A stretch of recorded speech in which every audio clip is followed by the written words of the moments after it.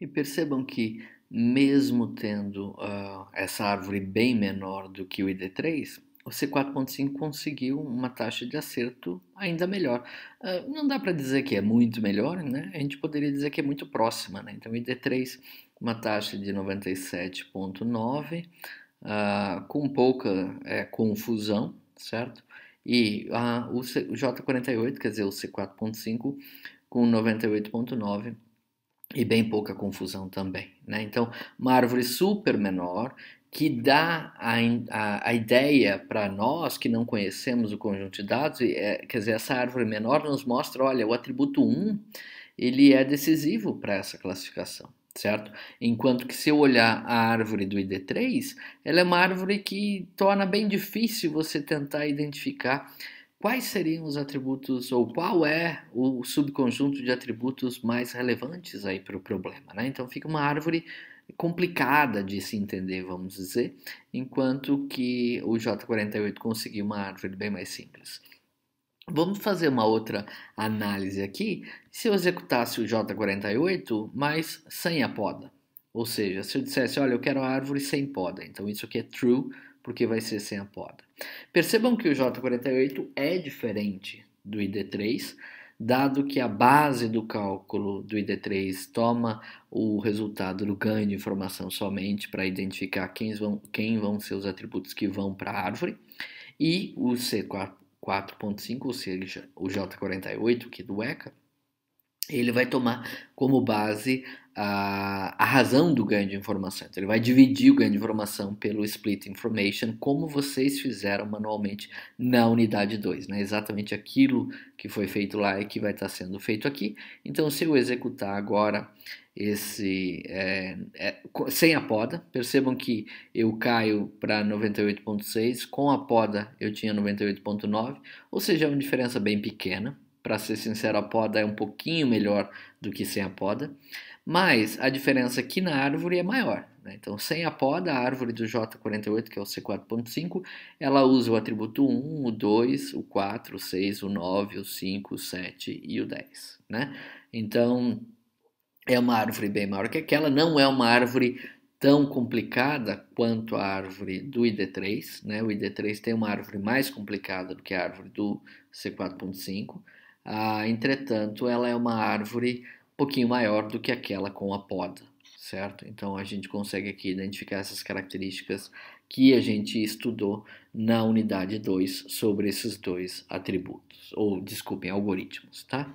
Eu quero ainda chamar a atenção de vocês para a utilização desses nossos algoritmos com outras bases de dados, como eu comentei, que são bases de dados mais próximas ou que não têm essa característica tão simplificada de todos os atributos serem binários. Essas aqui que a gente está vendo, vocês podem navegar por aqui, percebendo que sempre os valores possíveis dos atributos são 0 e 1, 0, 1 e 0 e 1, e a gente sabe que isso na prática nem sempre a gente vai ter bancos de dados tão bem comportados assim, certo? Para que a gente possa investigar o comportamento, então, em um outro tipo de conjunto de dados, vamos abrir aqui um conjunto que tenha, na verdade, dados numéricos. E aí a gente vai ressaltar uma característica que nós trabalhamos na unidade 2, que diferencia bastante o ID3 do C4.5, então vou pegar essa base de dados numérica. Percebam que a base de dados numérica é bem simples, ela tem 1000 instâncias, ela tem só 5 atributos, a classe mais 4. Percebam que um desses 4 é o identificador, né? Então é um ID da instância, o que é uma coisa que a gente deve tomar cuidado. Mas todos esses outros atributos são numéricos, então a idade é um atributo numérico que tem média 38,9, certo? Com desvio padrão de 10, tá? O mínimo então a idade mínima que você tem no seu banco de dados é 18 anos, a máxima 80 anos. A altura é uma outra variável com média 1,72, né? O mínimo aqui 1,54 e o máximo 1,86 para esse banco de dados com desvio de 5,1. E a renda é uma variável numérica também, com uma média de 2.961 e alguns centavos, né? O valor mínimo de renda 720, o valor máximo de renda 6.018. Tá? Então imagine que você tenha isso e você quer classificar o seu cliente sendo um cliente da classe A ou da classe B. É isso que você quer fazer. Então a gente vai vir aqui para o nosso modelo de classificação, vamos manter o nosso algoritmo J48, certo? A nossa classe a ser utilizada é a variável classe mesmo, e eu vou iniciar o processo. Eu fiz essa classificação usando o J48 com poda e acertei 99% dos casos, ou seja, está muito bom, né? Uma árvore bem pequena, é uma árvore que considera a renda menor ou igual a 2.974, então é classe B, certo? Se a renda for maior que isso, então ele olha se a idade for menor ou igual a 44, então é classe A. Agora, se a idade já for maior do que 44 e menor ou igual a 45, então quer dizer, se for uma pessoa que tem entre 44 e 45 anos, então é A. Agora, se for uma idade acima de 45, é B. Percebam que aqui está bem interessante essa história, porque no nosso conjunto de dados original, nós não tínhamos essa nossa variável idade maior ou menor que qualquer coisa. A idade era uma variável numérica, certo? E quando a árvore foi ser construída pelo C4.5, ele criou as variáveis renda menor ou igual a isso, ou renda maior, depois idade, e idade ele criou duas subdivisões aqui dentro, que mostra exatamente o princípio que nós trabalhamos na unidade 2 para quando o nosso C4.5 vai ser aplicado e vai ser utilizado em variáveis, em bancos de dados que possuem variáveis numéricas, certo?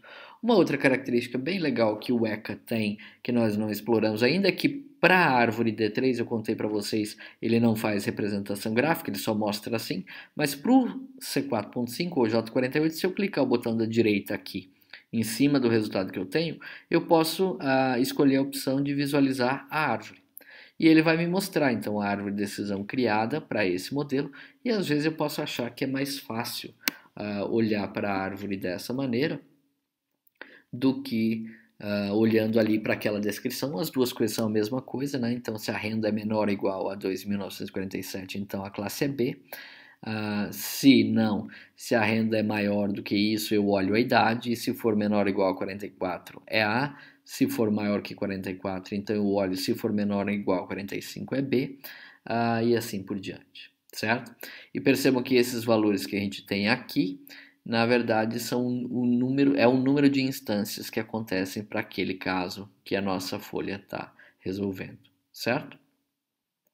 Aqui nesse caso, na verdade, eu tenho um barra, porque dessas 14 vezes que isso aconteceu, eu tive 6 exemplos negativos para isso aí, tá bom? Muito bem, então aqui eu posso olhar para a nossa árvore, daquela maneira ou não, mas eu também poderia querer rodar a minha classificação para este exemplo usando o ID3. E se vocês perceberem, o ID3 vem para cá, apesar de estar apagadinho lá quando eu vou escolher, vejam, ele na verdade está cinza. Deixa eu fazer de novo, tá vendo? Está cinza mais claro. É porque ele não está habilitado. Mesmo que eu clique ele venha para cá, mas percebam que o meu botão de início não funciona. E por que é que ele não funciona, Estevam? Está com problema? Não. Ele não funciona porque nós sabemos, nós vimos isso na unidade 2, que o algoritmo ID3 não consegue trabalhar com valores numéricos. E por isso, então, o ECA não habilita você rodar essa base de dados com valores numéricos, certo? Se você quiser tratar a classificação com o ID3. Porque o C4.5 permite, porque o C4.5 discretiza, criando esse número, essas novas variáveis aqui, certo? Muito bem, eu vou rodar de novo então com o C4.5, ou seja, J48, e quero dar uma olhada nessa minha árvore se ela não tivesse poda.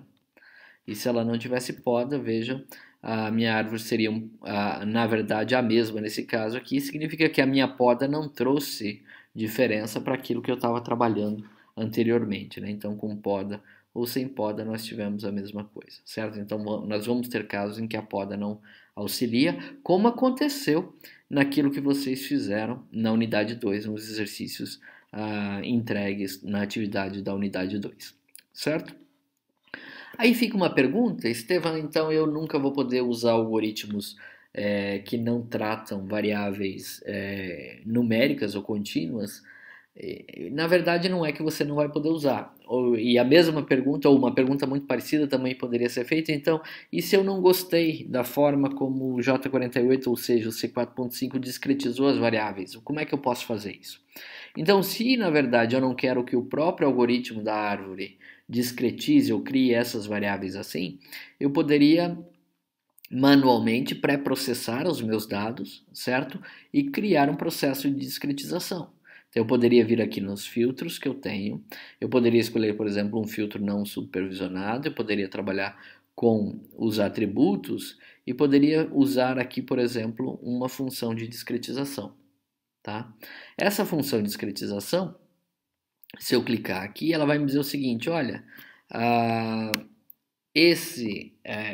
você quer discretizar quais dos atributos? Do primeiro até o último? Você quer criar quantos valores intermediários para ela? Então, o número de bins, que aqui está para 10, na verdade é o que significa em quantas subconjuntos eu vou criar. Exemplo, suponha que eu tenha a renda, que é a numérica, e eu queira que eu tenha então três faixas de renda, a baixa, a média e alta. Então significa que eu ia querer discretizar criando três bins aqui. Então esse valor de bins que eu tenho aqui é um valor de quantos subgrupos eu vou querer criar para discretização, certo? Eu posso deixar isso em 10, como estava aqui, e aí essas outras, se eu devo ignorar a classe ou não, isso normalmente eu ignoro a classe porque a classe não é discreta, ela já é discreta, desculpa, ela não é normalmente assim. Se eu quiser fazer binário, então ao invés de criar 10 bins, eu criar sempre binário, eu coloco o verdadeiro aqui, isso acontece, tá?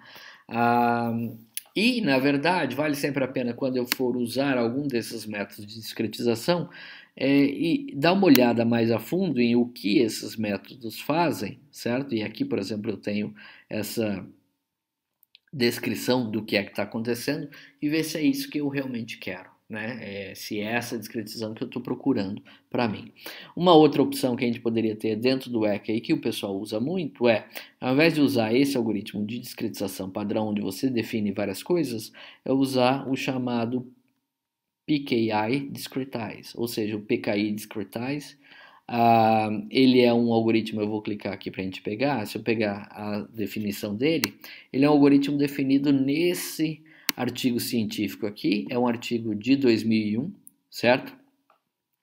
E é um algoritmo que cria necessariamente intervalos proporcionais. Então, ele automaticamente cria intervalos proporcionais e é um algoritmo que muita gente gosta de trabalhar, certo? Nós vamos usar, vocês vão ver na próxima unidade, a gente vai estudar um pouco sobre o classificador Bayesiano Naive Bayes, que é esse aqui, e esse algoritmo aqui, quando você vai trabalhar com Naive Bayes, costuma ser um dos mais indicados para você fazer a discretização.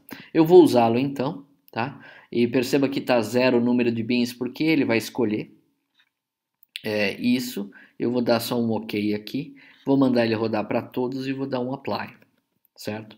Quando eu fiz o Apply, percebam que a identificação, ele criou 31 valores possíveis, ou 31 bins para identificação, certo? Para a idade, ele criou também 31, para a altura, 24 valores possíveis, para a renda, ele criou 31. Então perceba que ele escolheu esses valores possíveis para você trabalhar. E você poderia dizer, não, Estevam, não gostei disso, porque o número de bins está muito elevado, por exemplo.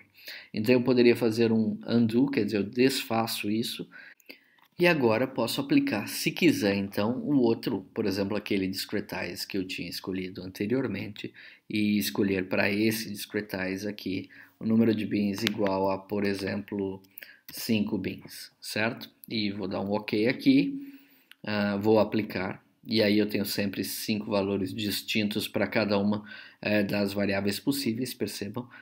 A idade também tem 5, que é de menos infinito até 30,4 anos, de 30 até 42, de 42 a 55 e de 67 a mais até infinito, certo? Então seria mais ou menos isso o que aconteceu para todo mundo.